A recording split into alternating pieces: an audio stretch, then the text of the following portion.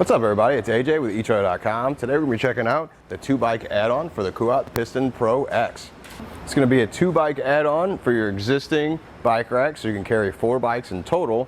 We're going to jump right to the install and show you how to put it on there.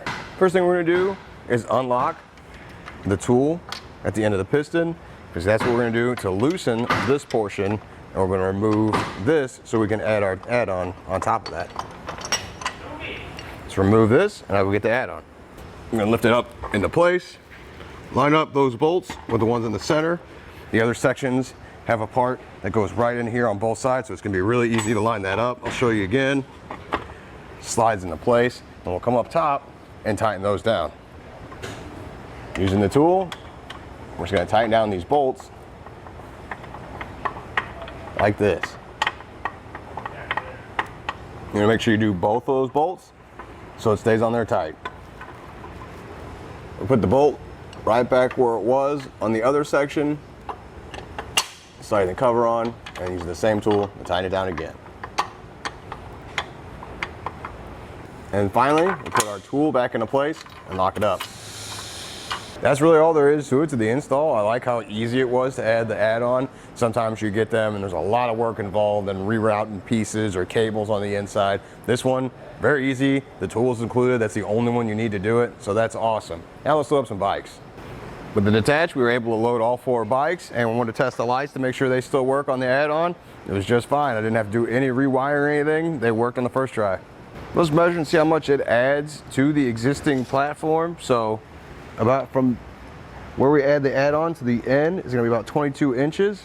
Overall, we'll go from the bumper all the way to the end, and in total it'll be about 48.5 inches. Those measurements are important because you are adding on to your existing bike rack. You can remember that you have a 4-bike bike rack, plus with 4 bikes on here, you can see it's a little difficult to see the tail lights back there, but you can still see the lights here at the end just fine.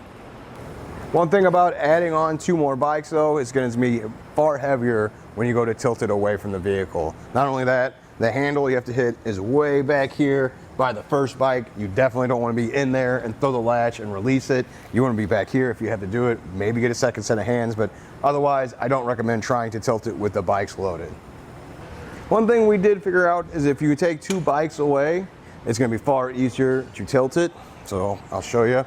We removed the 2 bikes already. Now I can reach in and grab that handle a little bit easier. You do have to lift up on the bike rack a little bit, and then it'll tilt down.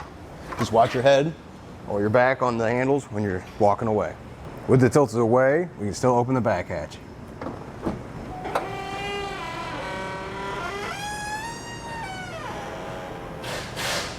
Overall, I like that there's a 2-bike add-on option for the piston.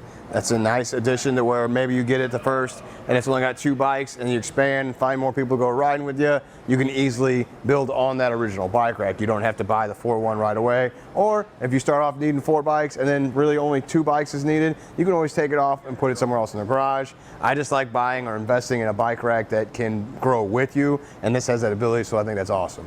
Well, I think that does it. Thanks for hanging out, and hope this helped.